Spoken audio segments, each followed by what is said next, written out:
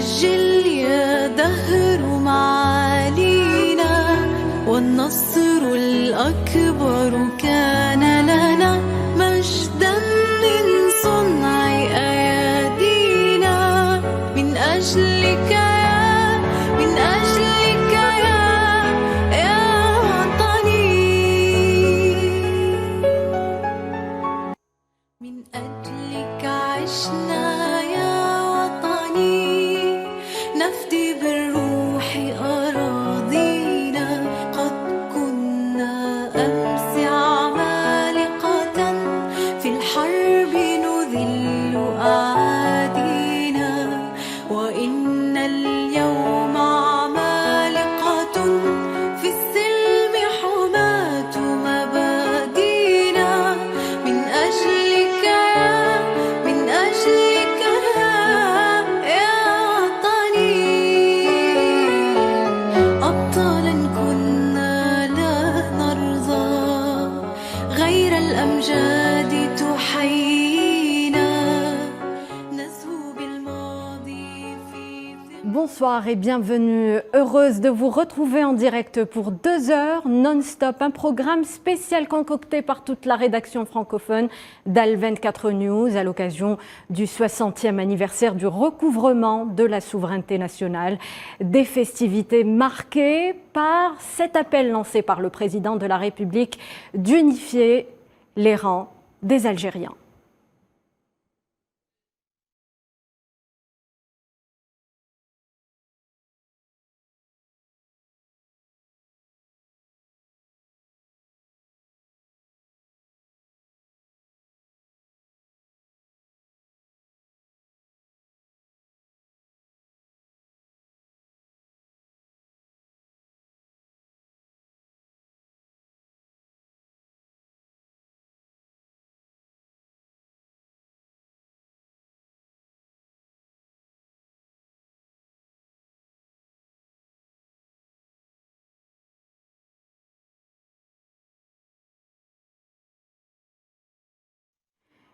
Et cette journée du mardi 5 juillet 2022 restera sans doute gravée dans les mémoires. Des célébrations en grande pompe se déroulent depuis hier.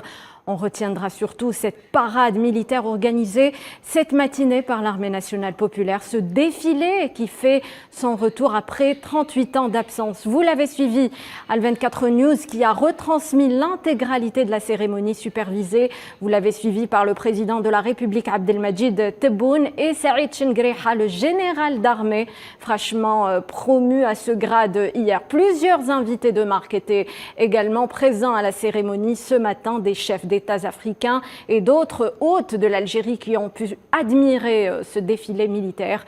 Les unités de l'armée terre, de l'air ainsi que les forces navales qui ont parcouru le boulevard de l'ALN et la RN 11. Des images fortes qui suscitent un sentiment de fierté en chacun de nous.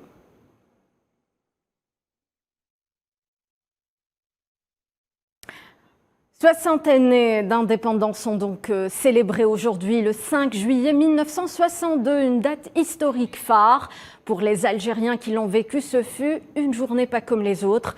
Leur vie allait tout simplement basculer après 132 ans de domination de l'une des plus importantes puissances coloniales de l'époque. La France qui a dû plier bagages et quitter amèrement cette terre d'Algérie libérée après plus de 7 ans d'une lutte armée, une terre qui s'est abreuvée du sang de millions de martyrs algériens.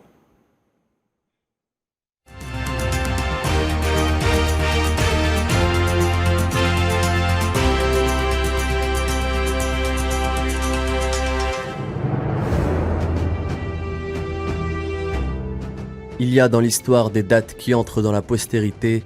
Le 1er novembre 1954 en fait partie. Un tournant dans l'histoire algérienne encore gravé dans la mémoire collective. Le 1er novembre est la date du déclenchement de la guerre d'indépendance pour tous les Algériens en Algérie et ailleurs.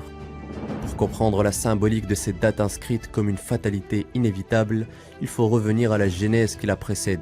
Le 8 mai 1945, alors que les Alliés célèbrent la victoire sur le nazisme, les Algériens, dans l'euphorie de la fin de la guerre, sortent exprimer leur désir d'indépendance et de liberté. Ils défilent par milliers à Guelma, Kharrata, Sétif ou à Constantine. drapeau à la main et crient leur espoir pour une Algérie indépendante. La réponse française est sans équivoque. Après une guerre destructrice, la France coloniale déverse le peu de force qui lui reste dans une répression sanglante qui fera 45 000 morts. Ce jour-là, la fracture devient définitivement irréparable. Les Algériens comprennent qu'ils devront arracher leur liberté au prix du sang. Aucun dialogue n'est possible avec la France coloniale, qui ne les considère pas comme des hommes et des femmes à part entière. Le code de l'indigénat fait loi. À partir de cet épisode, la lutte armée devient alors une voie inexorable. Elle se prépare, elle s'organise aux quatre coins du pays en attendant le jour J. Plusieurs facteurs vont amener les Algériens à se soulever comme un seul corps ce 1er novembre 1954. Cette année-là, les inégalités entre Algériens et Pieds Noirs se font de plus en plus grandes. Alors que les Français ont droit à une scolarisation, une écrasante majorité d'Algériens sont illettrés, n'ayant pas accès à l'école. Les élections sont systématiquement truquées par les autorités françaises de façon à ce que les voix des Algériens ne soient pas représentées. Le combat politique est donc par essence impossible. Il reste donc pour seule voie la lutte armée. À l'international, en 1954, l'heure est globalement sur la voie de la décolonisation dans plusieurs régions du monde, en Indochine, en Tunisie et au Maroc. Dans le monde arabo-musulman, un vent nationaliste souffle depuis l'Égypte de Nasser. En Algérie, le peuple est déterminé à prendre son destin en main. Durant l'été 1954, la résistance s'articule autour de leaders historiques qui, après plusieurs tractations, fondent le 23 octobre 1954 le Front de Libération Nationale, une semaine avant le déclenchement de la guerre. Le groupe des 6 chefs historiques représente alors les figures de proue du soulèvement pour la libération nationale. S'ajoutent Mohamed Khaïdar, Hossein Ait Ahmed et Ahmed Ben Bella, qui se rallient aux leaders du FLN. Les 9 fondent alors leur politique sur 2 axes fondamentaux, le passage à la lutte armée et l'obtention de l'indépendance. Ils se réunissent et décident ensemble d'organiser une opération d'envergure nationale. Reste à fixer une date symbolique. Le 15 et le 25 octobre sont proposés, tous deux seront refusés. On propose alors le 1er novembre. Objection d'un participant, pour les chrétiens c'est la fête des morts. Tidouche Mourad réplique, non, la fête des morts c'est le 2, le 1er c'est la Toussaint. Le rendez-vous avec l'histoire est donc fixé. L'attaque aura lieu à la première heure du 1er jour de novembre. Les chefs se dispersent alors sur les 5 zones. Mboulaïd se charge des Aurès, Tidouche Mourad est envoyé dans le Constantinois, Krim Belkacem en Kabylie, Rabah Betat dans l'Algérois, l'Arbi Ben Mehdi lui se rend en Oranie. Ces révolutionnaires déclarés ont alors pour mission de semer la graine de la révolte partout en Algérie pour mettre fin à l'oppression et au déni de liberté. Dans la nuit du 31 octobre au 1er novembre, les hommes du Front de Libération Nationale déclenchent une trentaine d'attaques. Les bâtiments militaires et des commissariats sont touchés et la guerre est aussi médiatique. Une proclamation est diffusée dans la presse. Elle revendique et signe ses actions au nom d'un groupe encore peu connu à l'époque, le FLN. Son but est clair, l'indépendance d'un État algérien souverain, démocratique et social par tous les moyens. Personne ne réalise encore qu'une guerre vient de commencer. Bien qu'en manque d'effectifs au départ, les rangs de l'armée nationale de libération, composés au 1er novembre de 500 hommes, vont se renforcer au fil des mois pour atteindre plus de 15 000 hommes, tous déterminés à défier l'autorité française. En réponse au soulèvement, la France réagit en chargeant le ministre de l'Intérieur François Mitterrand de rétablir l'ordre. Il déclarera « La présence française sera maintenue dans ce pays ». L'histoire lui donnera tort, 100 000 soldats français sont affectés en Algérie, ils seront au total 400 000 avec pour objectif de casser la révolution. En plus de la lutte armée, les révolutionnaires algériens rédigent la déclaration du 1er novembre, une base écrite qui pose les fondements et les objectifs de la révolution. La déclaration réclame la restauration de l'État algérien souverain, démocratique et social dans les cadres des principes islamiques ainsi que le respect de toutes les libertés fondamentales, sans distinction de race et de confession. Le 1er novembre représente le début d'un long périple jalonné de sacrifices. Loin de s'essouffler durant l'année 1954, l'élan révolutionnaire se poursuit et connaît un regain d'intensité le 20 août 1955. L'offensive du 20 août 1955 a constitué un tournant décisif dans le combat du peuple algérien contre l'oppresseur et par ricochet a été une réponse du nord constantinois au cri des Aurès encerclés. Les événements du 20 août 1955 ont également permis d'inscrire la question algérienne à l'ordre du jour de l'Assemblée générale de l'ONU le 30 septembre 1955, et ce, à la demande de 15 pays sur les 29 qui avaient participé à la conférence de Bandung des non-alignés. La révolution algérienne résonnait désormais partout dans le monde. 8 ans après le déclenchement de la guerre, l'histoire donne raison aux moudjahidines algériens. Ils offrent pour toujours à l'Algérie la liberté en héritage. Vous l'avez compris, l'Algérie célèbre donc en cette journée du 5 juillet sa victoire contre la France coloniale. Il faut dire que c'est l'une des plus grandes victoires de l'histoire, une victoire qui pèse lourd. L'esprit révolutionnaire qui a guidé le peuple algérien pour obtenir son indépendance a fini par inspirer également à l'époque tous les peuples opprimés. L'indépendance de l'Algérie était synonyme de révolution diplomatique. On va justement parler de cette période avec notre invité ce soir, Monsieur Nordine Djoudi. Bonsoir. Vous êtes diplomate et vous avez occupé un certain temps le poste de secrétaire général adjoint de l'OUA. Nous allons ce soir, grâce à vous, en savoir plus sur le rôle de l'essence même de la diplomatie algérienne. Mais avant, je vous propose de suivre un sujet signé Iman Merad qui revient justement sur cette période lorsque Amilcar Cabral, fondateur du Parti africain pour l'indépendance de la Guinée et du Cap-Vert, donnera à l'Algérie le qualificatif de Mecque des révolutionnaires.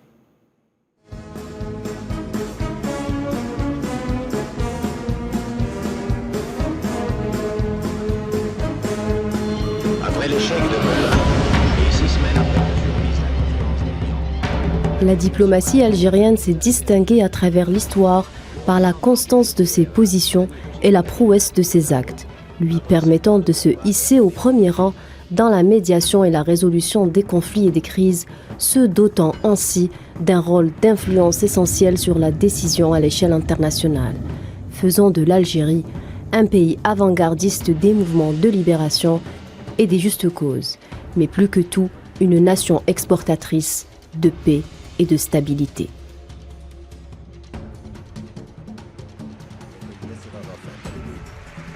Les dirigeants palestiniens découvrent que la diplomatie est aussi importante que la lutte armée et fait pour la première fois une offre de paix. Mais l'Algérie aussi, durant depuis les 60 années, a joué à l'intermédiation.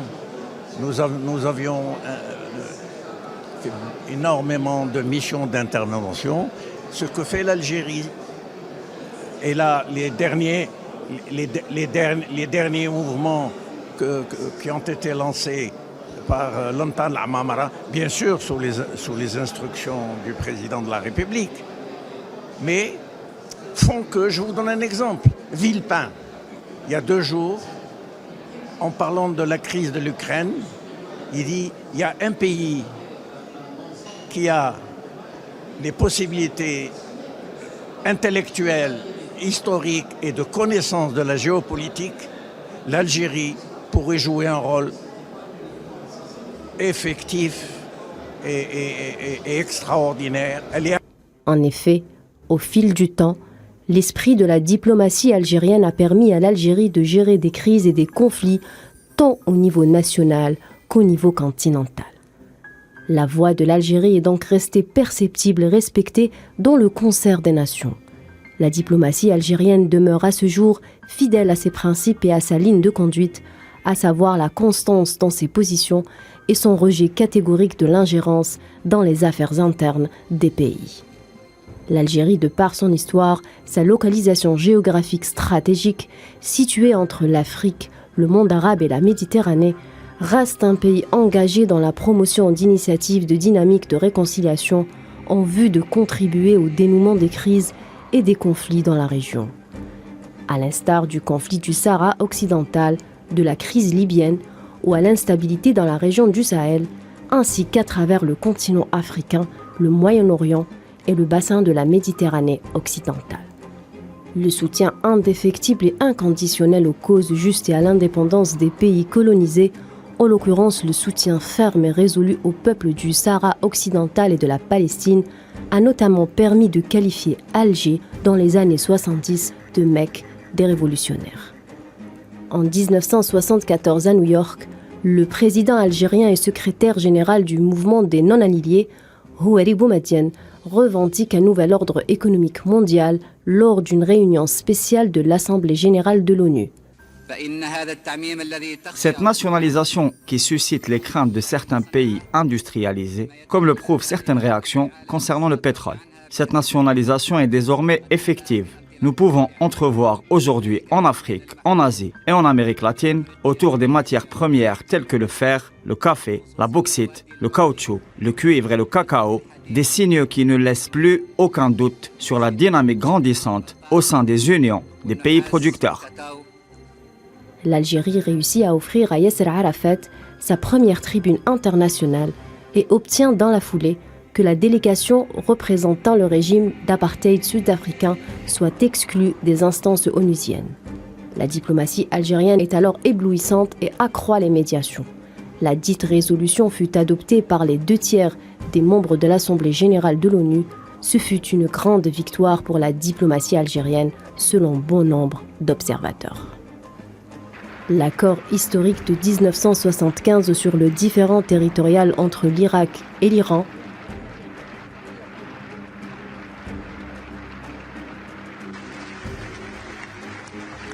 la libération des otages américains en 1981, ainsi que l'accord de paix entre l'Éthiopie et l'Érythrée représentent des acquis additionnés à l'actif de la diplomatie algérienne. Il est important de souligner que durant la glorieuse révolution de novembre 1954, la diplomatie algérienne avait mené en parallèle avec la lutte armée une bataille diplomatique en vue de faire connaître la question algérienne dans les forats internationaux.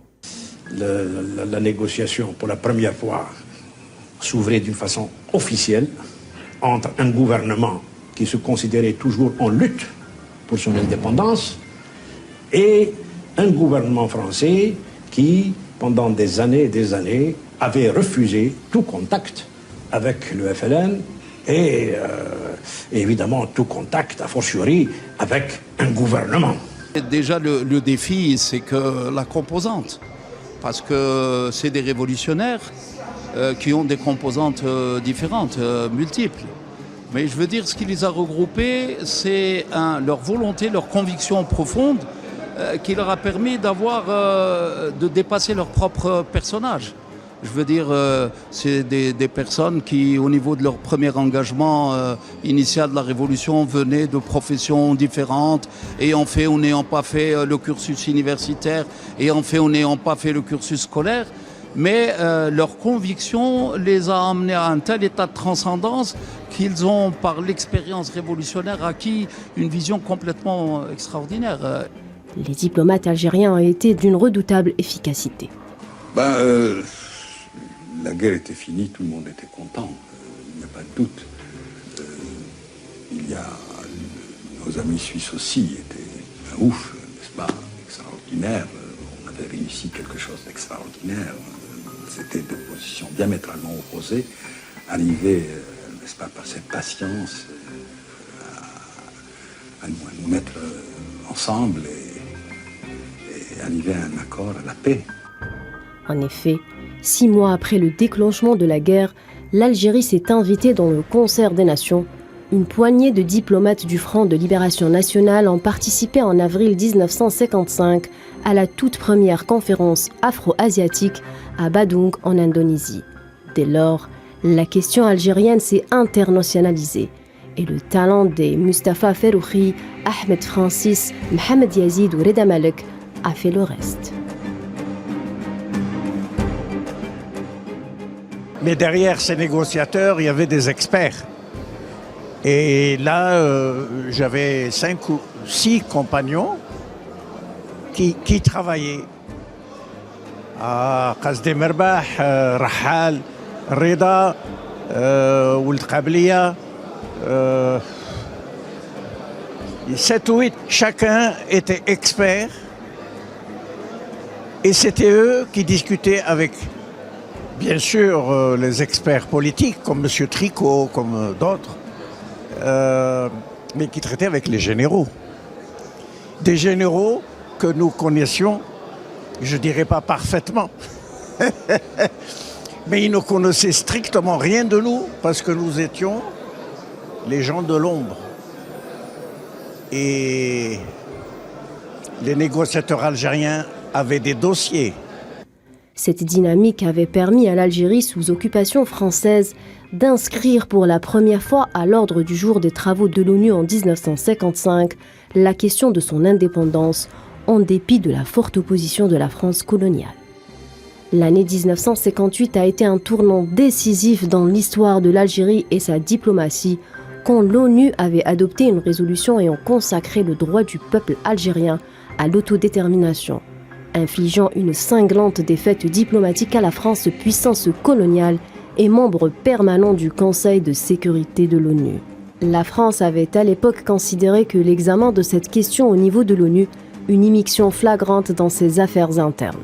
Les négociations algéro-françaises ont permis d'aboutir aux accords d'Évian le 19 mars 1962, grâce au génie de la diplomatie algérienne qui a tenu tête à des généraux et des diplomates français chevronnés.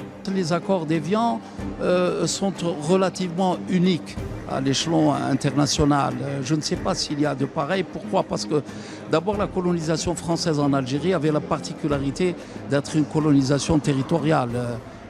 On a dit aux Algériens qu'ils étaient français, qu'ils étaient gaulois d'origine, sans leur donner, sans leur reconnaître le statut. Et donc délier toute une action aussi complexe que celle de la présence de 130 ans française, avec une dépossession à tout point de vue, dépossession des terres, dépossession de la personnalité, dépossession de la langue. Quand vous relisez les accords d'Évian qui s'attardent sur le statut des Français qui veulent rester, qui s'attardent sur un certain nombre d'actions, vous vous apercevez que c'est des accords qui n'ont pas leur pareil. Le positionnement idéologique demeure constant dans la foulée de la guerre de libération. L'Algérie s'inscrit dans la perspective d'un leader du tiers-monde. Son influence au sein de l'Organisation des pays exportateurs de pétrole agace. Son zèle nationaliste panarabe dérange. La diplomatie algérienne fait couler beaucoup d'encre. Ses prises de position ou son silence, son activisme ou sa sagesse ameutent commentaires et psychanalyse. 60 ans d'indépendance et une inéluctable diplomatie. Si certains s'en méfient, tous saluent son génie. Il faut croire qu'Alger est un canal indispensable pour tous ceux qui s'intéressent à l'Afrique, au monde arabe, aux hydrocarbures ou à la lutte antiterroriste. Alors pour décrypter, pour revenir sur le rôle de la diplomatie algérienne, je tiens à remercier Monsieur Nordine Djoudi qui est resté avec nous. Merci Monsieur Djoudi d'être avec nous. Malgré votre fatigue, vous avez accepté de nous relater votre parcours, votre témoignage de cette époque. D'abord, on va remonter le temps avec vous, Monsieur Djoudi. Quand vous avez vu ces témoignages, ces images qui viennent d'être diffusées. Qu'est-ce que ça vous fait en tant qu'acteur et de témoin de cette période, Monsieur Djoudi? Je dois dire que j'ai accepté de participer à cette émission parce que je pense qu'elle a un caractère mémoriel, oui. Qu'elle ne s'adresse pas aux vieux dinosaures comme moi, mais qu'elle s'adresse à ce que le président Boumedienne, rahimahullah, avait qualifié de plus grande richesse de l'Algérie, c'est-à-dire sa jeunesse. Oui. Cette jeunesse qui est jeune, active, dynamique, qui est compétente dans beaucoup de milieux, et qui, elle, construira cette Algérie dont nous avons rêvé lorsqu'on a pris les armes. Je pense que la diplomatie algérienne, pour bien la comprendre, il faudrait revenir à sa genèse. C'est-à-dire qu'il y a eu 3 phases. Liées, bien sûr, mais distinctes en même temps. Il y a eu la première phase qui était ce que j'appelle la diplomatie de guerre, de 1954-55 oui. Jusqu'à l'indépendance. Ensuite, il y a eu la période qui s'est allée de 62 jusqu'au décès du président Boumedienne, qui était une continuation de cette diplomatie de guerre où nous étions engagés pleinement aux côtés de ceux qui combattaient encore pour leur indépendance. Oui. Et enfin, la troisième phase qui a connu aussi ses réussites, mais qui a connu aussi ses échecs, et fort heureusement aujourd'hui, je constate avec beaucoup de plaisir que nous sommes en train de revenir à la période glorieuse que nous avons eue au lendemain de l'indépendance sur le plan diplomatique. Alors, si vous le permettez, je dirais que les pères fondateurs de la Révolution de novembre, 1er novembre 1954, ne sont pas partis à la légère. Ils ont décidé de la lutte armée après avoir pris en compte sérieusement tout ce qui s'était passé avant. C'est-à-dire que toutes les périodes glorieuses des combats de gens comme l'émir Abdelkader, comme Bouamama, comme Mokrani, etc., mais qui étaient quelque peu limités sur un plan régional. D'accord. Et c'est un facteur qui était important. Et évidemment, il y avait également le déclencheur du 1er novembre 1954 qui a été le carnage du 8 mai 1945. Avant cela, bien sûr, l'Algérie, comme un pays millénaire, a eu sa diplomatie. Je ne vais pas revenir à l'enfant de Sirta, de Constantine, qui, Massinissa, qui lui avait usé de la diplomatie à l'égard de la... J'allais justement vous demander d'où vient cet art d'être diplomate pour les Algériens. Justement, alors, Massinissa, lui, avait utilisé la diplomatie face à la plus grande puissance du moment, l'Empire romain, et a réussi à bloquer les ambitions de Rome sur ce qu'ils appelaient la Pax Romana, qui voulait envahir l'Afrique du Nord et plus loin.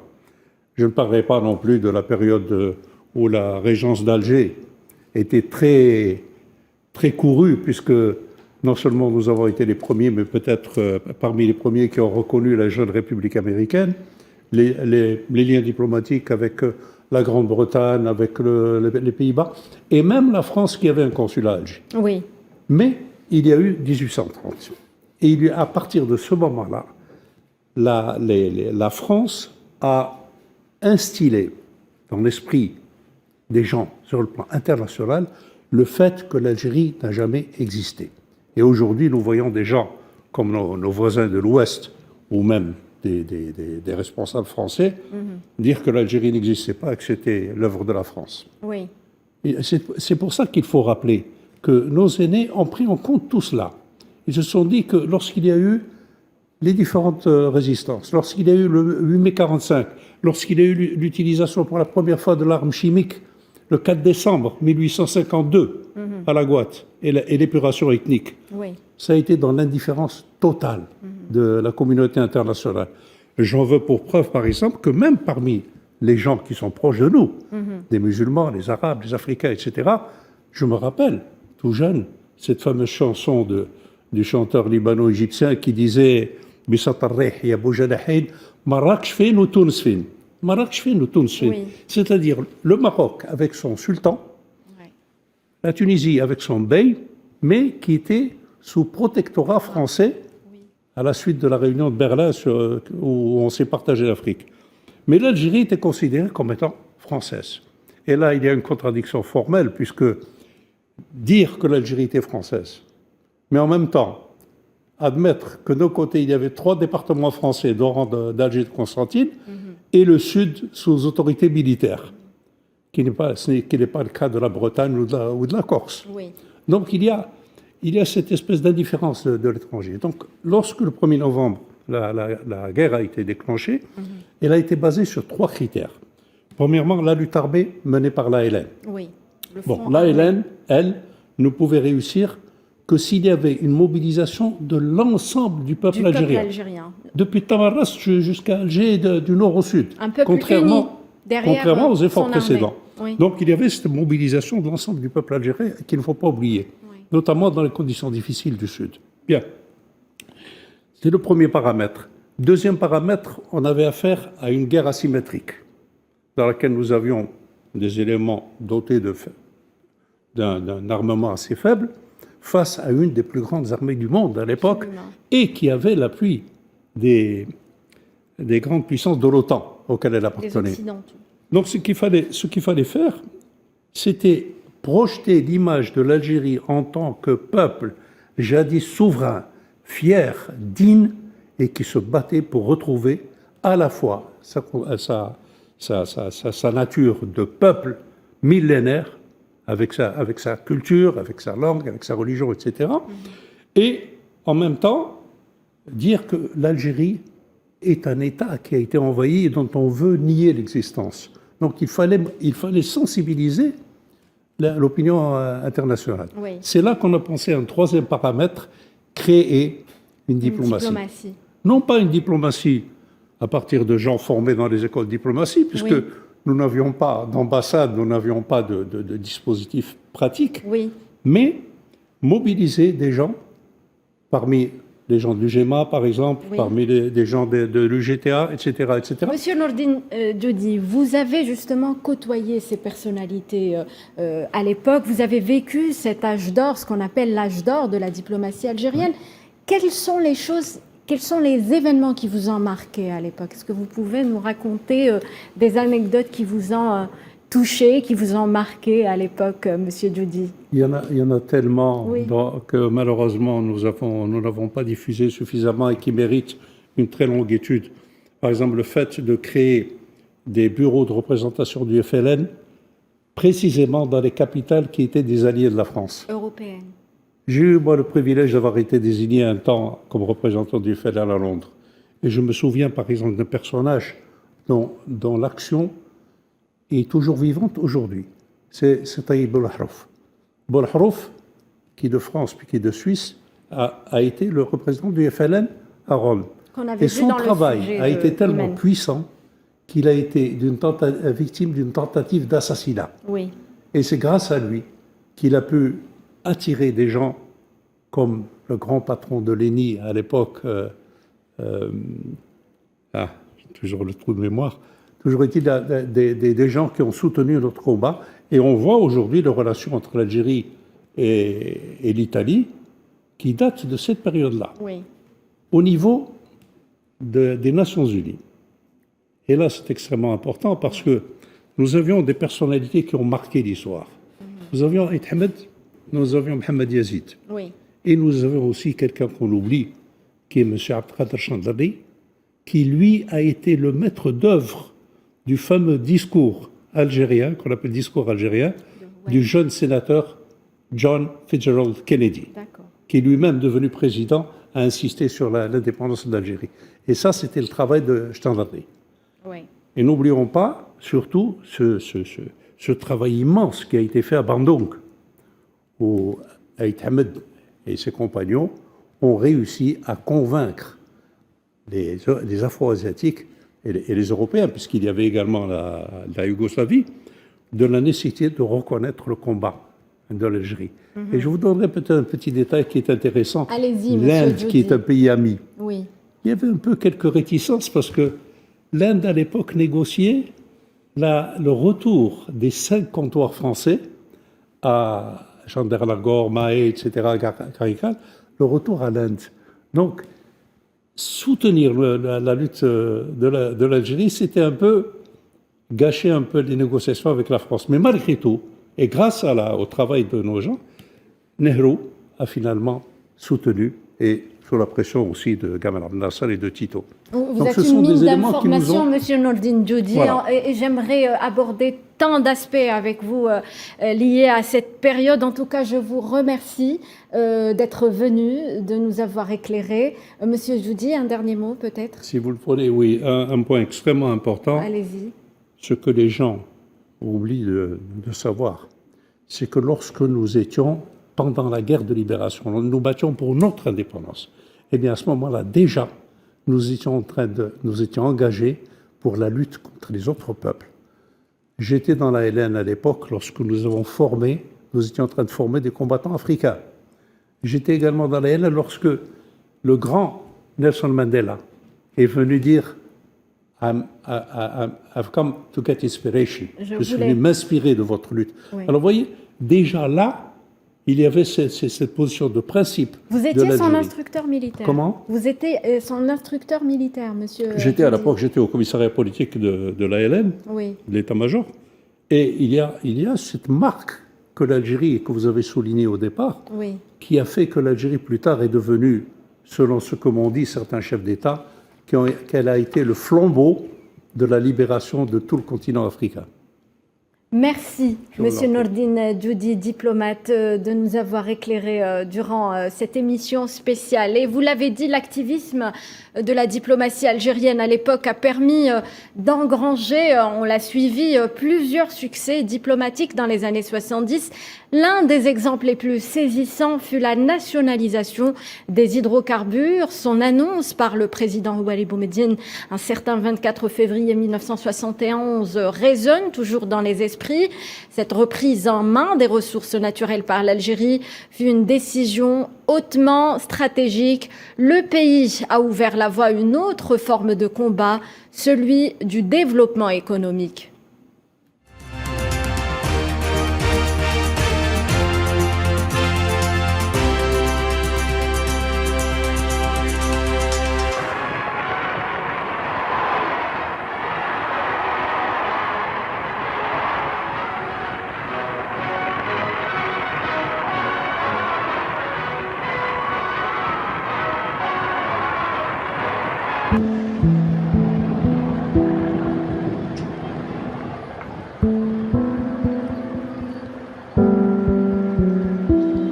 Au lendemain de l'indépendance, l'Algérie a lancé de grands chantiers pour mettre en place une assise industrielle solide, destinée à bâtir une économie forte. Durant la période coloniale, les compagnies françaises avaient le monopole sur les richesses du pays.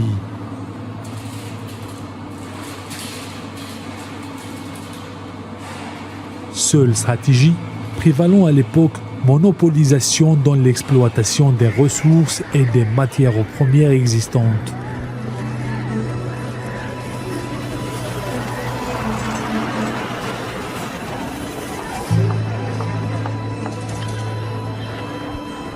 « 1965, une année marquée par la nationalisation des mines et de plusieurs entreprises. 6 ans plus tard, Houari Boumediene, alors président, annonce la nationalisation des hydrocarbures. قررنا ابتداء من هذا اليوم باش ناخذ 51% من الشركات الفرنسية. ثانيا قررنا تأميم الغاز الطبيعي الموجود في الصحراء. De la nationalisation du pétrole jusqu'à la réalisation de gigantesques plans industriels, objectif, atteindre une industrie industrialisante sur une base 100% algérienne. À l'époque, juste après l'indépendance, l'industrie algérienne était totalement dépendante de l'étranger. Et donc, au départ des Français, il y avait très peu d'industrie en Algérie. C'est pour ça que le gouvernement de 1965 a lancé un vaste plan d'industrialisation du pays, ce qu'on appelait à l'époque l'industrie industrialisante, qui a abouti en l'espace de quelques années à la création de 400 entreprises EPE, entreprises publiques économiques, et de 400 PMI.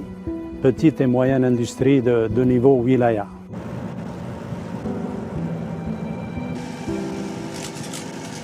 Considéré comme étant le père de l'industrie algérienne, Belrid Abdeslam avait une vision révolutionnaire qui a permis à l'Algérie de privilégier la voie de la production nationale au détriment de l'importation. La création de nouvelles entreprises a été décidée pour le développement du tissu industriel en fonction d'un marché intérieur important. Le développement de l'industrie manufacturière était une priorité. Cette industrialisation a été confiée à des sociétés nationales du genre Sonelec, Sonacom, Société nationale de sidérurgie, Sonitex, Sonipec, etc. Ces entreprises-là étaient chargées de mettre en place et de développer l'industrie manufacturière en Algérie. Donc, on est arrivé grâce au soutien de l'État, parce qu'il y avait Il y avait une politique volontariste de l'État à l'époque pour développer l'industrie. On est arrivé en l'espace de quelques années à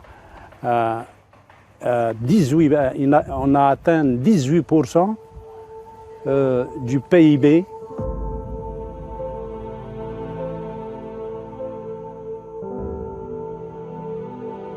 À la fin des années 80, l'économie algérienne commence à connaître des difficultés. Le contre-choc pétrolier de 1986 a porté un coup dur à une politique quasiment entière.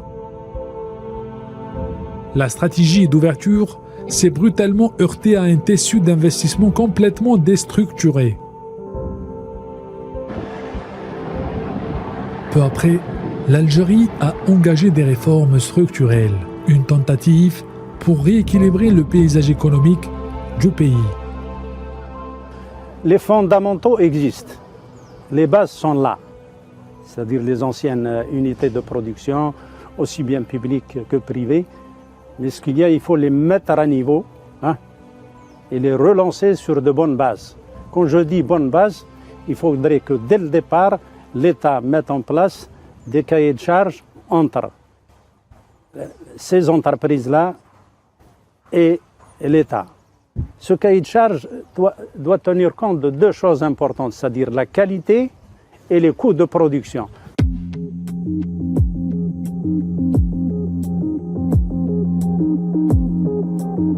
Les années 2000 auraient été marquées par une embolie financière due à l'augmentation des prix des hydrocarbures.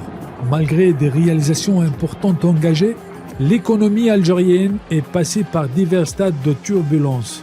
Le pays n'a jamais réussi à mettre en place une industrialisation compétitive au niveau international. Depuis son investiture en 2019, le président algérien Abdelmadjid Tebboune avait conscience de ce qu'il attendait sur tous les fronts. Plus que des mots, l'Algérie a un grand besoin d'actes. Il fallait remettre en activité l'industrie pour que l'économie algérienne reprenne vie. Des chantiers institutionnels, économiques et politiques ont été rapidement lancés pour changer la pratique du pouvoir et repenser un modèle démocratique qui était au pied du mur. La lutte contre la bureaucratie attire les capitaux étrangers à travers les investissements et l'adoption d'une nouvelle loi sur l'investissement garantit autant de facteurs nécessaires pour booster l'économie algérienne. Et là, la dernière loi sur l'investissement, elle encourage les investisseurs aussi bien algériens qu'étrangers. Et je salue cette initiative, et notamment l'initiative du médiateur de la République, M. Brahim Merad, qui a réussi en l'espace d'un temps très court à réouvrir quelque chose, presque 1000 projets qui étaient bloqués. Et tout ça, tous ces projets-là vont contribuer à relancer l'industrie en Algérie.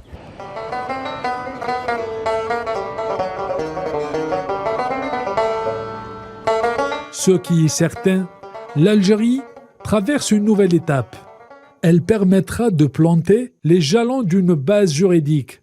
Objectif, accompagner les mutations économiques en cours. Elle adapte l'action à plusieurs transformations profondes qui vont progressivement modifier la structure et le modèle économique du pays. Madame, Monsieur, bonsoir. Merci de rester avec nous sur L24 News, toujours en votre compagnie pour ce programme spécial 60 ans d'indépendance fêtée ce mardi. Une indépendance, vous le savez, arrachée grâce à l'engagement et au sacrifice d'hommes et de femmes ayant défendu corps et âme la juste cause algérienne. Dans ce combat, il faut savoir que l'émancipation culturelle a eu à l'époque un rôle pionnier.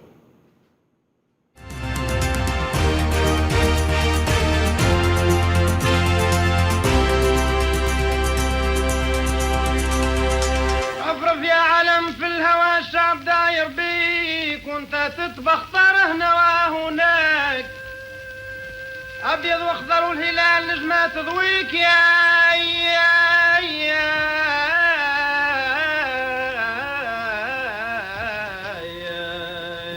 Aussi Aussi important que les armes, le combat pour la libération algérienne ne fut pas que politique et militaire, mais aussi culturel, créé et basé à Tunis en 1958 sous la direction du moudjahid et homme de théâtre Mustafa Kateb. La troupe artistique du Front de Libération Nationale dénonçait l'idéologie coloniale et militait en musique, danse et théâtre pour une Algérie libre.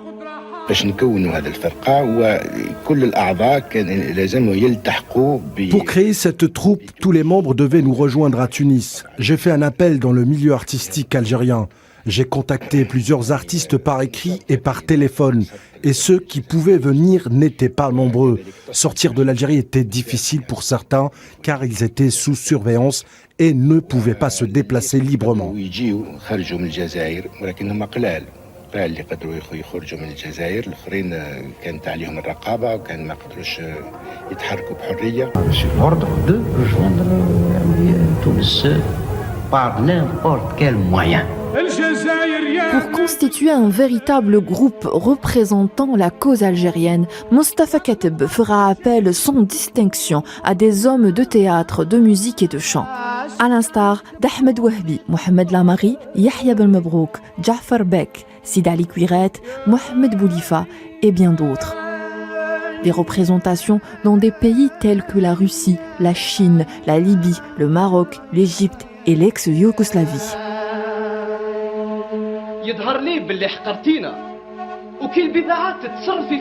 Des combattants qui ont utilisé leur âme d'artiste comme arme de résistance afin de marquer des milliers de militants et de sympathisants à cette noble cause, l'indépendance de l'Algérie. La première représentation théâtrale a été donnée à Tunis le 24 mai 1958 avec Nahwa Nour, ou Vers la lumière, écrite et mise en scène par Mustafa Kateb.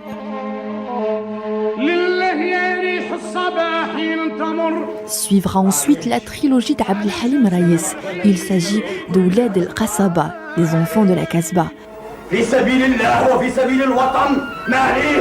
Al-Khalidoun des Éternels, Dam al-Ahrar, sont des hommes libres.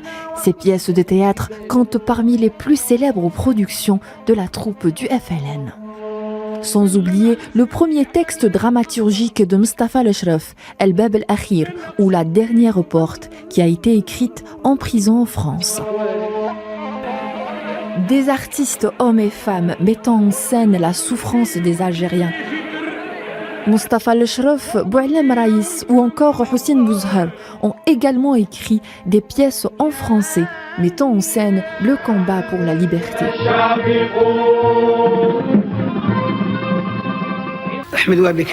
Ahmed Wahbi chantait le style oranais. Farid Ali chantait quant à lui le style kabyle. Moi, je chantais le style sahraoui. Il y avait Ahmed Hamani qui chantait le chaoui. Et toute la troupe chantait la musique classique algérienne. La place de la musique essentielle dans la mobilisation puise dans la résistance algérienne en véhiculant des messages codés ou des hymnes patriotiques, faisant rempart contre l'assimilation culturelle française. Des compositeurs interprètes et autres des chants patriotiques comme ceux d'Ali Maachi, Youssef Abjaoui, Mohamed Rizqi Bouzid et Ahmed Wahbi.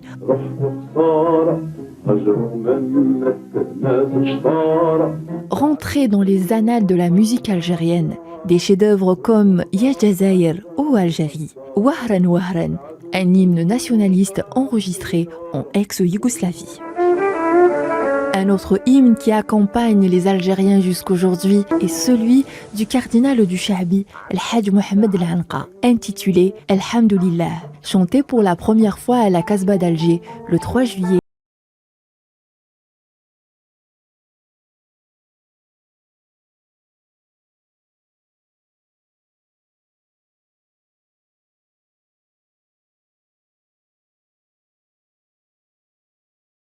Être redoutable de férocité, la poudre d'intelligence ou encore le cadavre encerclé, dit le grand écrivain et dramaturge algérien Kateb Yassine. Homme tué pour une cause apparemment inexplicable tant que ma mort n'a pas donné de fruits.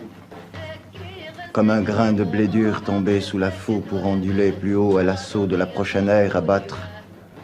joignant le corps écrasé et la conscience de la force qui l'écrase. On a triomphe général où la victime apprend au bourreau le maniement des armes, où le bourreau ne sait pas que c'est lui qui subit. Kateb Yassine a marqué son nom en lettres d'or dans le registre du théâtre francophone algérien, en évoquant le trouble d'une Algérie meurtrie par la guerre qui combat le colonialisme. L'une des amitiés les plus importantes de Kateb Yassine est celle qui entretenait avec le grand peintre Mohamed Issiakham. Issiakham avait donné à la peinture moderne algérienne ses lettres de noblesse avant et après l'indépendance. Je considère qu'un pays sans artistes est un pays mort. Puis j'espère que nous sommes vivants. J'espère que nous sommes vivants. Que notre pays est vivant, qu'il a besoin de ces artistes, que notre société a besoin d'artistes. Pendant la guerre de la révolution algérienne, Mohamed Issiakham a peint la souffrance du peuple algérien. L'un de ses premiers tableaux de lutte contre le colonialisme est celui du portrait de la Moudjahda Jamila Bouhirad. Issiakham était aussi l'élève de l'illustre calligraphe Omar Rassim. Militant nationaliste algérien, fondateur de l'école de miniature et de calligraphie à Alger en 1939.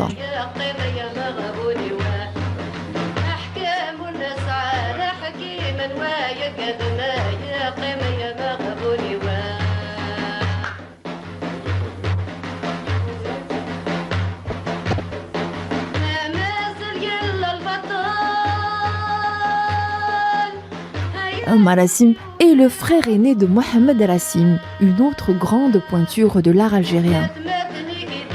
Mohamed Rassim fut un excellent représentant de l'Algérie par ses voyages et ses expositions à travers le monde. Des galeries et des salles d'exposition du monde entier ont accueilli un bon nombre d'artistes algériens, tout comme la peintre algérienne Beya, qui a su charmer l'élite artistique du monde, et en particulier Pablo Picasso. Émerveillé par la révolution algérienne, l'une de ses réalisations les plus marquantes est celle du portrait de la Moudjahda Jamila Bacha.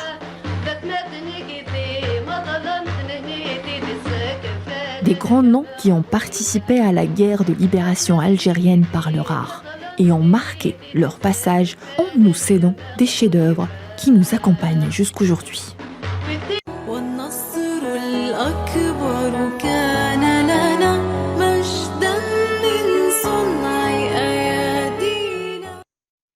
Voilà, c'était donc le sujet de Amiradif, dans lequel nous avons eu le plaisir de découvrir ou de redécouvrir les images d'icônes de la culture algérienne, Mustafa Kateb, Kateb Yassine ou encore Mohamed Issiakham, des personnalités marquantes qui ont été de véritables ambassadeurs de la culture et de la créativité algérienne. Revenons à présent aux performances, cette fois-ci de la diplomatie algérienne à travers l'histoire, à ses acquis, ses positions, mais aussi les défis auxquels elle reste confrontée. Pour cela, nous avons le plaisir d'avoir avec nous ce soir des invités de choix, des acteurs politiques de l'époque, des intellectuels qui nous feront part de leurs témoignages, mais aussi de leur éclairage. Bonsoir Mohamed Laïchoubi.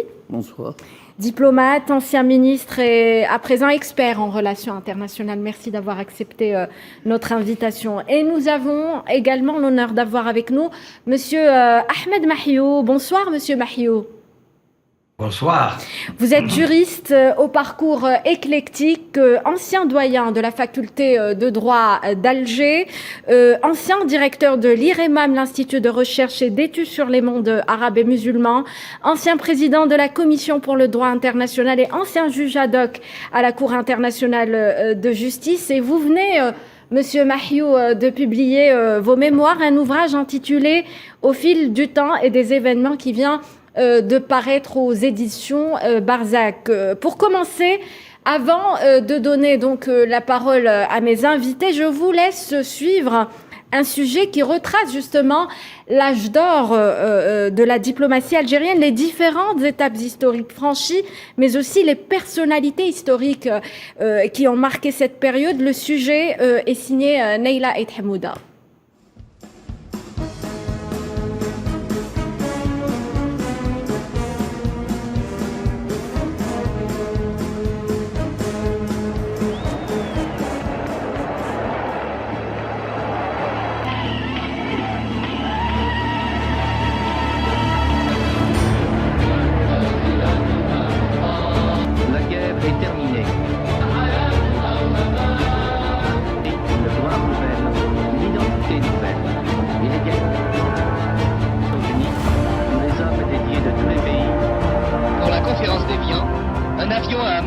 Les membres de la délégation FLN. Il n'était pas diplômé des grandes universités, ni avait fait de prestigieuses académies militaires. Pourtant, il regroupait de grandes qualités. Ces diplomates chevronnés, qui ont fait la renommée de l'Algérie, ont porté haut et fort la cause du pays dans les tribunes internationales. Un pur fruit du mouvement national qui se sont forgés en pratiquant la politique et le militantisme dans les conditions les plus difficiles. Ils ont acquis une parfaite connaissance du fonctionnement du système colonial. Les artisans de la libération nationale étaient clairvoyants, efficaces, doués d'un sens aigu de la diplomatie et rompus à la négociation de questions sensibles. Gérer ces dossiers était une tâche pour eux. Comme nous avons eu l'occasion de le déclarer, l'Algérie veut accéder à la vie internationale sans complexe, avec le désir sincère de coopérer avec tous les peuples et d'apporter sa modeste contribution au progrès humain. Plusieurs d'entre eux avaient été associés à tous les contacts secrets et à toutes les négociations avec la France qui allaient aboutir aux accords d'Évian et au cessez-le-feu le 19 mars 1962. Ils se sont consacrés à l'unicité du territoire, du peuple et l'indépendance totale de l'Algérie. La paix et l'indépendance. Des négociateurs algériens qui ont déjoué toutes les tentatives de la partie française de semer le doute au sein de la délégation algérienne. Ils portaient la cause, mais aussi l'image de l'Algérie.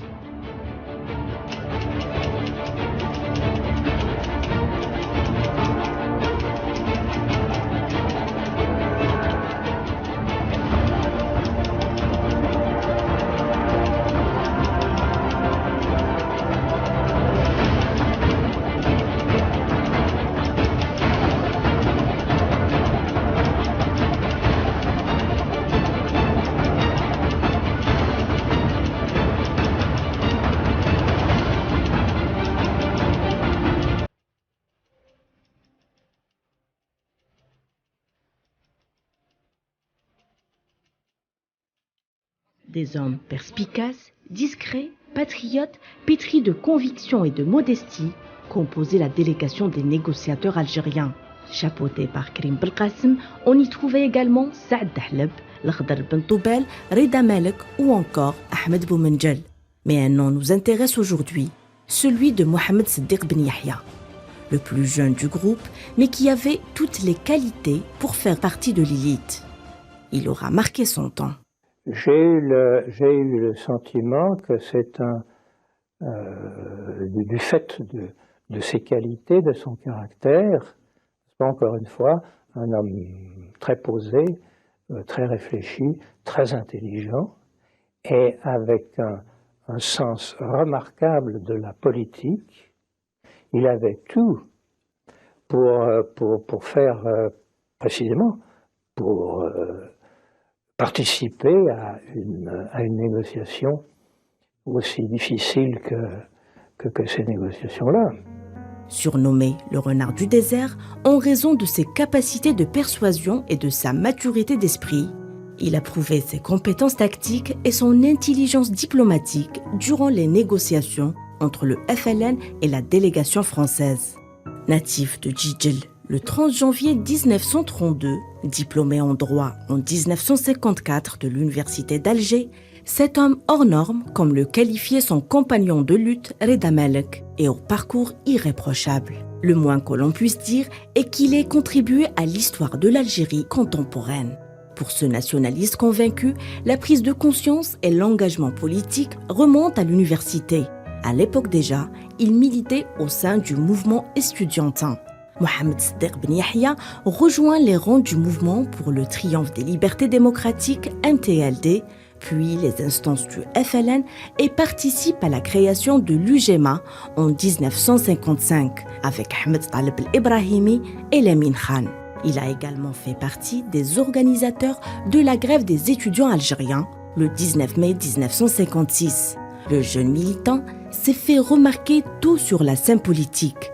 Il s'est vu confier d'importantes missions à l'étranger, à l'instar de la conférence de Bandung en 1955.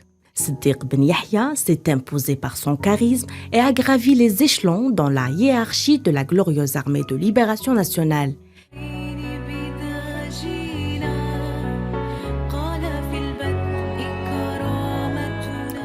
Voilà, c'était un sujet signé Neila Et Hamouda, on l'a compris. Donc, c'est l'âge d'or de la diplomatie algérienne qui a été vécu avec tous ces noms qui ont été cités, dont Mohamed Siddiq Ben Yahya, malheureusement décédé dans un terrible accident le 3 mai 1982. Monsieur Ahmed Mahiou, vous avez vécu cette période.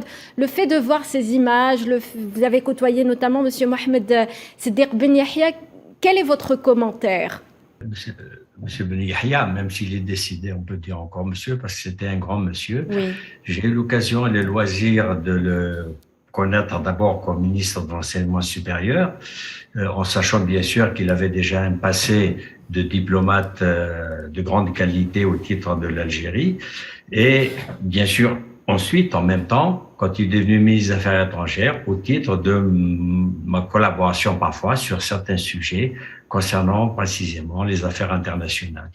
Et je garde le souvenir de quelqu'un qui est d'une rigueur de pensée, qui est d'une intelligence fine et étonnante, et c'est toujours, en matière d'idées, il a toujours une idée d'avance sur vous. Voilà un petit peu comment je peux caractériser Mohamed Siddiq Ben Yahya. C'était l'un des artisans des succès majeurs de la diplomatie algérienne à l'époque, monsieur Mohamed Laïchoubi, Mohamed Siddiq Ben Yahya. Si je peux me permettre d'abord de saluer vos auditeurs et de leur souhaiter de bonnes fêtes, et de saluer Si Ahmed Mahiou. Absolument, la caractéristique essentielle quand on se penche, on analyse la diplomatie, c'est des stratégies et des hommes. Oui. Une stratégie extrêmement moderne, offensive, et qui est utile jusqu'à présent. Je veux dire qu'on avait découvert, on avait installé le débat du lobbying, mais bien sûr, un lobbying de conviction. Ça veut dire que c'était des personnes qui avaient bien sûr des objectifs stratégiques, mais qui étaient portés par des convictions. Ça veut dire que c'était des messages, et quand vous revoyez l'intégralité des grands événements, c'est-à-dire la stratégie de combat, c'est étonnant ce que, ils étaient cohérents avec la stratégie intérieure, qui elle avait pour objectif de mobiliser le collectif national, qui avait pour objectif de vitaliser les maquis, de mettre en place des réseaux. À l'international, c'était la conquête des opinions, des leaders d'opinion. Le système politique intellectuel, regardez de la façon dont ils ont travaillé. Vous avez un Sartre qui intervenait régulièrement sur la question algérienne, Simone de Beauvoir, des amis de l'Algérie, mais qui ont été des militants de la cause, Albert Memmi, Frantz Fanon, et Henri Alleg, Gisèle Halimi. Cela veut dire que l'efficacité et l'intelligence de leur travail produisaient des résultats incroyables. À l'international, quand vous évoquez, en plus de Mohamed Siddiq Ben Yahya, ou Chanderly, ou la capacité d'influencer le futur président des États-Unis, cela a été dit. Son grand discours sur la décolonisation a été un tournant majeur dans l'esprit des relations internationales. Oui. Et donc c'est ce qu'on relève, une présence, une vitalité, une présence, une intelligence et puis une stratégie de conviction extrêmement intéressante. Alors, Monsieur Ahmed Mahiou, Monsieur Mohamed Laïchoubi parle d'une intelligence, il soulève cette intelligence de ces hommes qui opéraient à l'époque. Vous, quelle était votre perception de la politique adoptée à l'époque par tous ces hommes? Écoutez, on ne peut que reconnaître le parcours remarquable de toute cette équipe de jeunes diplomates. Il faut dire qu'à ce moment-là, à peu près tout le monde était entre 25 et 30 ans, la tranche d'âge, et en même temps d'avoir cette, j'allais dire presque à la fois une connaissance de la diplomatie, mais avec toujours cette intuition qui leur permettait d'anticiper les problèmes et de comprendre comment il fallait agir pour faire en sorte que la question de l'Algérie soit inscrite aux Nations Unies, pour que cette question de l'Algérie se retrouve dans toutes les instances, qu'elles soient régionales ou universelles. Et cela a été un travail remarquable. Parfois un travail de fourmi, oui, parce qu'il faut non seulement être actif et au moment opportun, au moment où il faut pour exposer la cause algérienne, mais il fallait en même temps déjà préparer par les contacts préalables de s'assurer des soutiens que l'Algérie a obtenus progressivement au point que, à la fin, du point de vue de la diplomatie, la France a constaté effectivement son échec face à cette équipe de jeunes diplomates algériens qui ont su mener un combat à l'Est, à l'Ouest, en Afrique, en Asie, en Amérique latine. Et cela a été un travail d'une qualité remarquable et d'une intégrité remarquable. Alors je saisis l'occasion pour quand même saluer M. Laïchoubi. On ne s'est pas vu depuis 40 ans. Absolument. Je l'ai vu parfois dans des émissions où j'ai lu des interviews, oui, mais ça fait au moins une bonne quarantaine d'années que nous ne nous sommes pas vus. Alors, vous avez publié vos mémoires, Monsieur Ahmed Mahiou, au fil du temps et des événements. Est-ce que vous pouvez nous faire part de votre parcours à l'époque, Monsieur Mahiou? Oui. J'ai commencé, si vous voulez, ma carrière comme professeur à la faculté de droit. Ouais. Et je pensais simplement en rester professeur à la faculté de droit. Mais je me suis trompé, je me suis retrouvé mêlé aux événements de la politique algérienne. D'abord sur le plan du droit interne, en participant notamment ou donnant de temps en temps mon opinion ou mes sentiments sur les différents textes concernant l'Algérie nouvelle, qu'il s'agisse de textes de législatifs, de textes réglementaires ou même de textes constitutionnels. Et puis ensuite, je me suis retrouvé mêlé dans la vague diplomatique. Oui. Et plus précisément, le déclenchement s'est fait au début des années, au milieu des années 70 à peu près, au moment où on découvrait les problèmes d'environnement. Ma première participation importante, c'était la conférence de l'ONU sur l'environnement, oui, qui se déroulait en Suède et qui abordait des problèmes qui à l'époque apparaissaient ésotériques pour la plupart des gens, qui, comme vous le savez maintenant, avec le climat dans lequel nous vivons et le danger que présente le climat pour la vie du monde dans l'entier, eh bien, nous voyons que c'était déjà des projets qui, comme je vous l'ai dit, étaient peut-être trop en avance pour l'époque, mais qui montre cette perspicacité à voir les problèmes de l'avenir. Et l'Algérie a joué son rôle également dans les différentes conférences internationales pour faire preuve de son apport. Et sans doute l'apport le plus important, c'est la fameuse déclaration sur le nouvel ordre économique international, oui, qui a été adoptée par les Nations Unies et qui, la même année même où on a adopté cela, a fait que le ministre des Affaires étrangères, Bouteflika, était devenu président de l'Assemblée générale pour une année et qui l'a permis de faire entrer la Palestine aux Nations Unies à ce moment-là, en 1974. Alors c'était une époque où l'Algérie était entendue sur le plan international. Elle était déjà la Mecque des révolutionnaires, déjà. Elle soutenait pas mal de mouvements, on va dire révolutionnaires en Afrique, notamment, Monsieur Laïchoubi. Absolument. À la diplomatie de combat et de conviction a succédé une diplomatie porteuse d'un discours politique, discours anticolonial. Et d'ailleurs, durant cette période-là, vous l'avez dit, on l'avait surnommé la Mecque des révolutionnaires avec la fameuse citation d'Amilcar Cabral qui disait que les chrétiens allaient au Vatican, les musulmans à la Mecque, et que les révolutionnaires allaient à Alger.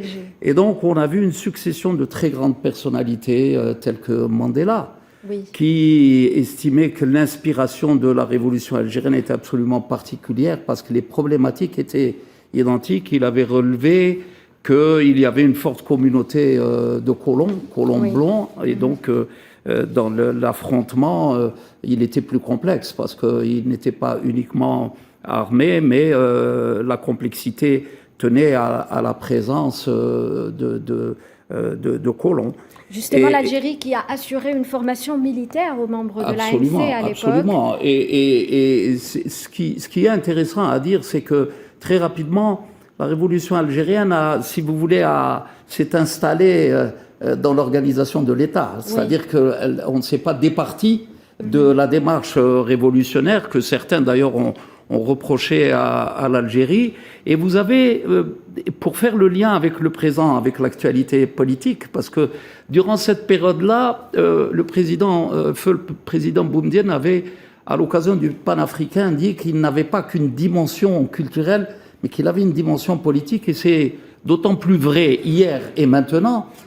Souvenez-vous que Dakar avait organisé le festival des Arts Nègres en 1966. Et qu'en 1969, l'Algérie organise le panafricain, et vous avez Sékou Touré, un certain nombre de grandes personnalités ont fait un réquisitoire terrible contre, en disant la négritude est morte, et qu'ils estimaient que s'installait déjà le post-colonial, le néocolonial, et qu'il fallait, j'allais dire, abattre l'hydre assez prématurément.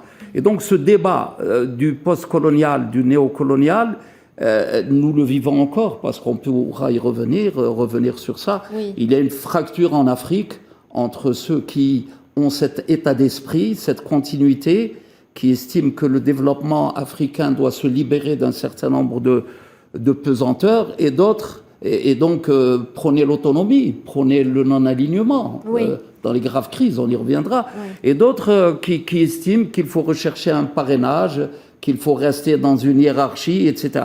Donc c'est dire que le débat de l'époque est toujours d'actualité. Alors cette politique d'alignement, Monsieur Ahmed Mahiou, est-ce que vous pensez que cette politique ou ces principes adoptés par l'Algérie a permis justement à ce pays d'être entendu sur la scène internationale à l'époque?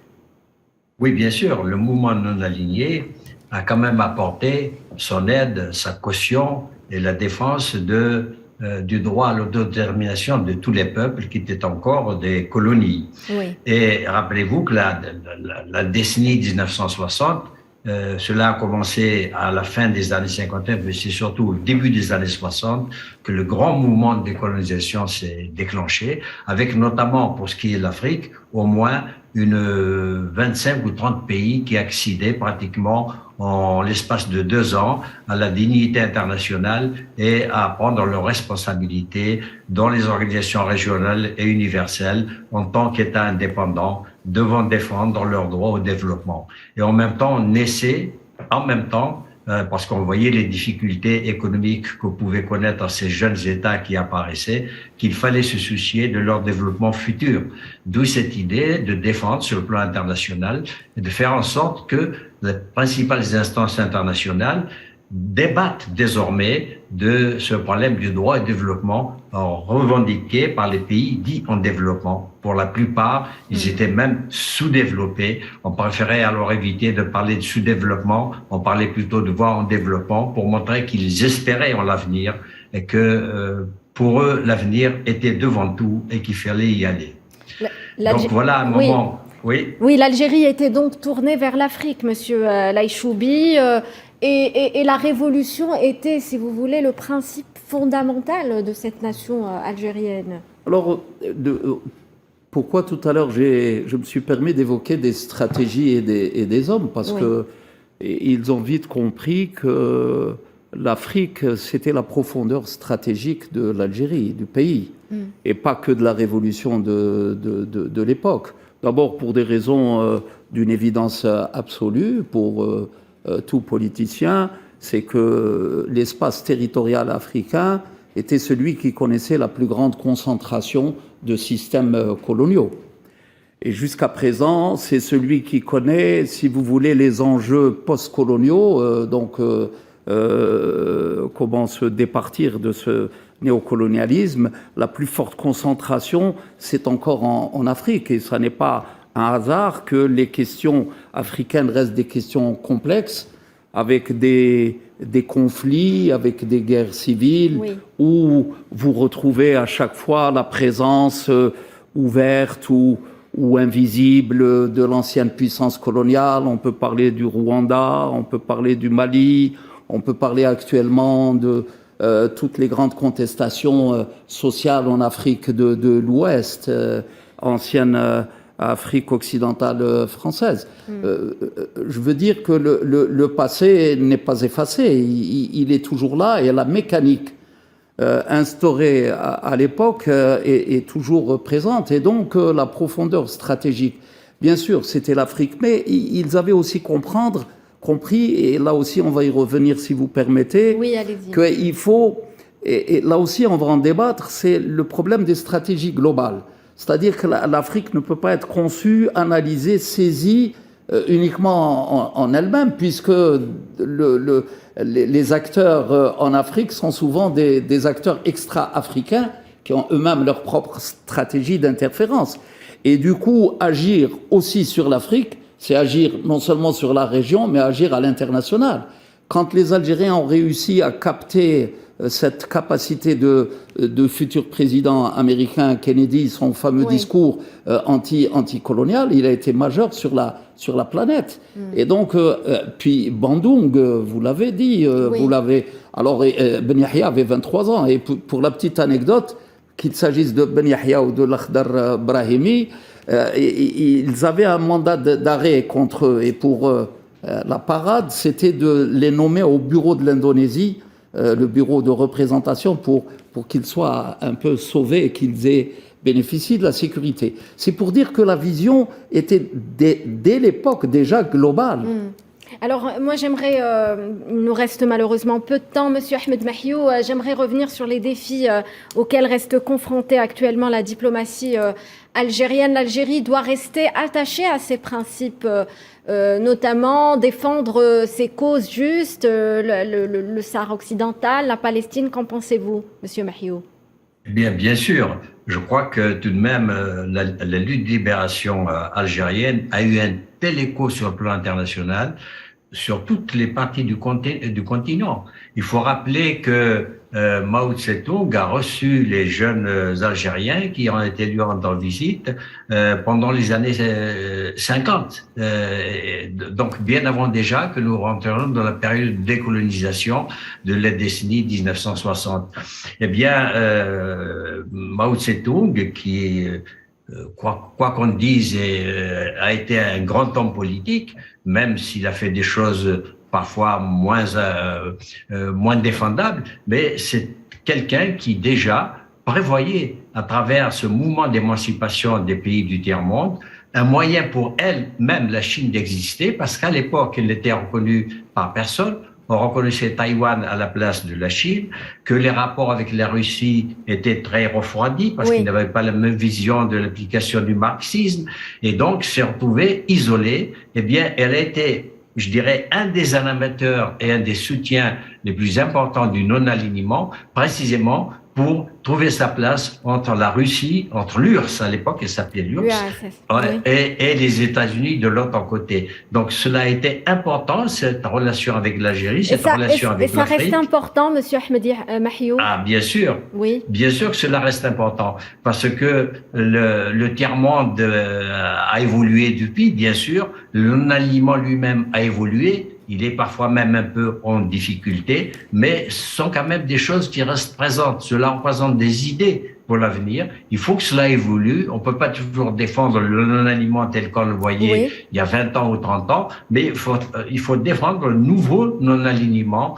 et il faut qu'il continue d'exister, parce que les superpuissances sont là, notamment les deux grandes, auxquelles la Chine veut s'ajouter, et peut-être elle-même aura discuté de sa place et de son rôle vis-à-vis des autres pays. Monsieur Laïchoubé, sur ce point, pour clôturer. Oui, alors très rapidement, avant d'aborder ce point-là, je voudrais uniquement évoquer le fait que la diplomatie a été une diplomatie de soutien au développement économique. Souvenez-vous, quand l'astronaute Borman est venu, émissaire du président américain pour interférer pour les prisonniers au nord du Vietnam, le feu président Bun Dinh avait sollicité une coopération énergétique avec des appuis technologiques et autres. Et puis vous avez eu de brillants diplomates qui étaient aussi... Elle reste d'actualité. Voilà, Shrif Gellal, vous avez eu Zeghardi Rachid Kaza.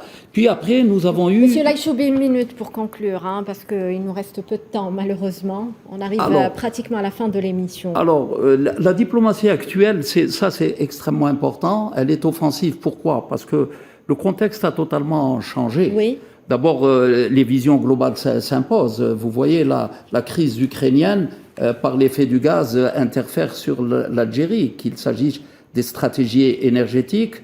Le rôle de l'Algérie n'est plus perçu de la même façon, mais c'est un avantage, mais aussi un inconvénient. Pourquoi? Parce qu'il y a des pressions d'alignement. Oui. Et donc, la diplomatie offensive, qui est extrêmement intéressante en ce moment, est dynamique et permet de résoudre un certain nombre de problèmes et de faire face à des dangers. On aura l'occasion d'en reparler dans d'autres occasions. Merci beaucoup, Monsieur Laïchoubi. Monsieur Ahmed Mahiou, merci. J'étais ravie de vous avoir avec moi dans cette émission spéciale consacrée donc au 60e anniversaire de l'indépendance. Merci à vous de nous avoir suivis. Très bonne soirée sur Al 24 News.